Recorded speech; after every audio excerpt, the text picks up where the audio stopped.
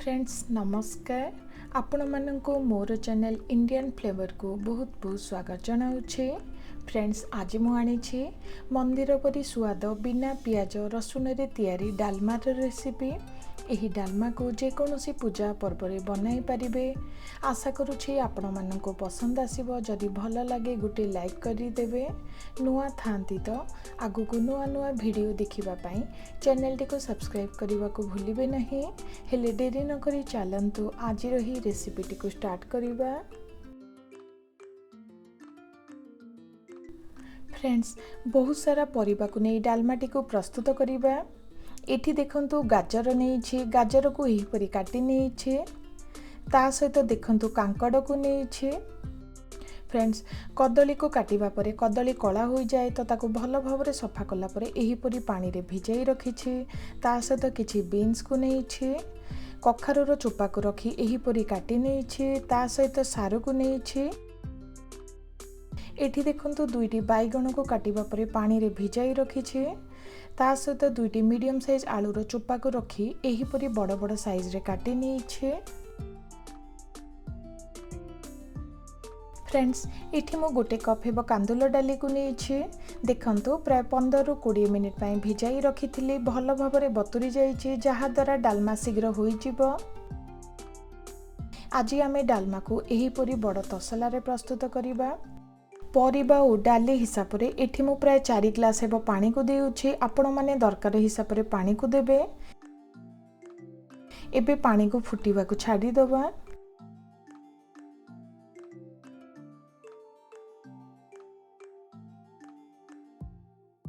किछि समय पर देखंतु पानी फुटीबा को स्टार्ट कलानी। एबे बतुरा डाली को गरम पानी रे देई दबा। ता सहित स्वाद अनुसार लूण और हळदी को देउछि।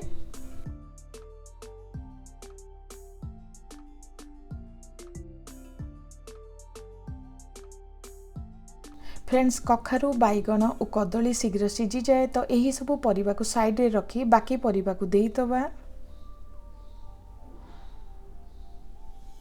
देखंतु एबे बाकी परिबा सब को देई दबा। एठी देखंतु अल्प टिके अदा और कंचा लंका को छेची नहीं ताको मध्य देई दबा। ता सहित गोटे तेजपत्र को देउछि जहा द्वारा बहुत सुंदर टेस्ट आसी थाए। एबे कभर करी नबा। कभर करी नहीं प्राय 10 रु 15 मिनिट पे रांधी नेउछि।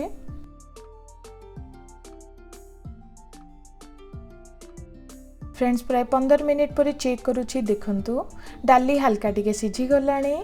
परिबा मध्य हल्का टिके सिझी आसिलानी।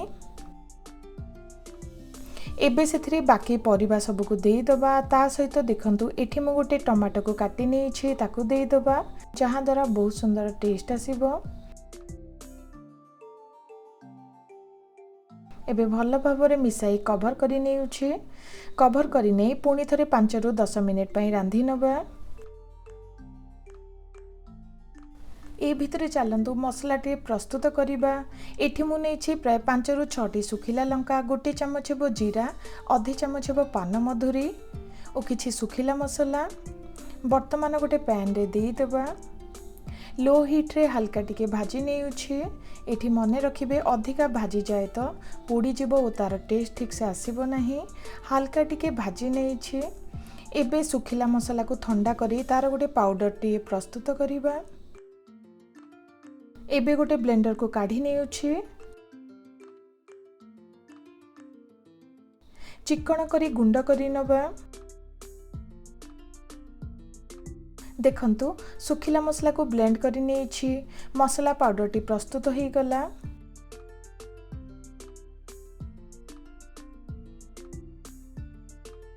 फ्रेंड्स 7 रु 8 मिनिट पर चेक करुछि। देखंतु बहुत सुंदर बास्ना आसिलानी। डाली और परिबा भल भाव में सिझी जाइछि। आगुरु जो डालमा मसला टी प्रस्तुत करिथिले दरकार हिसाब रे देई दबा। एठी मु प्राय 3 चमच मसला को देउछि। दरकार हिसाब रे एठी मु अल्प टिके लूण को देउछि। ता सहित अल्प टिके नड़िया कोर को दबा जहा द्वारा बहुत सुंदर टेस्ट आसीबो। फ्रेंड्स शेष रे अल्प टिके गुड़ को देउछि जहा द्वारा डालमार टेस्ट आउ टिके बढ़ी थाए। एबे भल भाव में मिसाई साइड रे रखी दबा। एबे चलंतु फुटण टी प्रस्तुत करिबा। एठी मु गोटे चामच हेब घी को गरम करि नेउछि। एठी आपण माने तेल मध्य नहीं परिबे। घी गरम हो आसिलानी। एबे सेथिरे सुखिला लंका को दबा ता सहित अल्प टिके हिंगु प्राय गोटे चामच हेब पंचफुटण को नहीं ताकू दे दबा। सुंदर कलर पई अल्प टिके हळदी गुंड और अल्प टिके लंका गुंड को देउछि। एबे हल्का टिके भाजी नबा। देखंतु फुटणटी प्रस्तुत हो गला। एबे डालमा रे दे दबा। एबे भल भाबरे सबको मिसाई नेउछि। फ्रेंड्स अल्प टिके धनिया पत्र को काटी नेछि ताकू मध्य दे दबा। फ्रेंड्स एबे भल भाबरे सबको मिसाई कवर करि नेउछि। प्राय 1 ରୁ 2 मिनिट पई रांधी नबा। तो फ्रेंड्स देखंतु वर्तमान आमर बिना पियाज और रसुन रे तैयारी डालमाटी रेडी हो गला। जे कोनोसी दिन रे पूजा पर्व रे बनाई परिबे। आशा करुछि आपण माननकु पसंद आसीबो। जदि भल लागे गोटे लाइक करि देबे। नुआ थिले आगु को नुआ नुआ वीडियो देखिबा पई चैनल टी को सब्सक्राइब करबा को भूलिबे नाही। रहुछि नमस्कार।